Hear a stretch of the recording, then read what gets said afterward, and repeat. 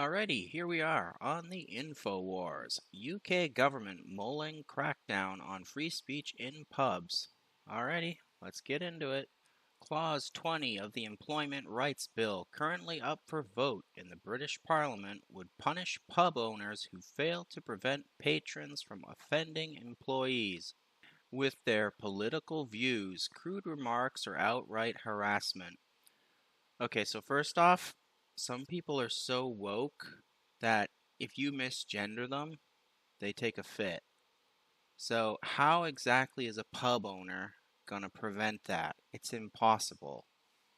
The European nations' dystopian online speech police are potentially poised to take their 1984 level war on words to real life, with Keir Starmer's government compelling businesses to protect vulnerable staff members from things uttered by customers. Again, how is that even possible? Dubbed the Banter Bill, the legislation states employers have to take all reasonable steps to prevent employees from non-specific harassment by third parties while working at said establishments. Now, what is reasonable steps?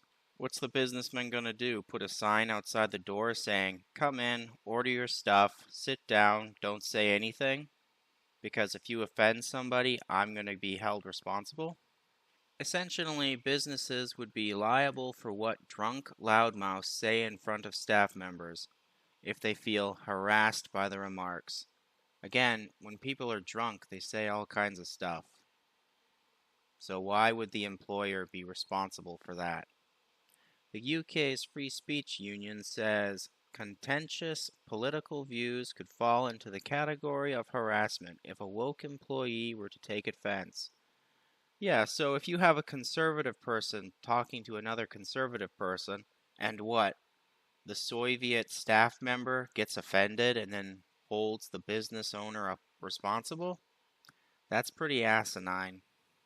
Staffers will now be allowed to claim harassment if they simply feel offended, which is another level to laws already on the books, such as spreading malicious rumors or picking on or regularly undermining someone. I mean, it sucks when someone's undermining you, but how do you know they're undermining you? What if it's just in your head? And lefties, they constantly feel like they're being undermined by the what? The white male patriarchy. So, in my opinion, all these laws aren't meant to protect people's feelings. It's designed to give the government more control.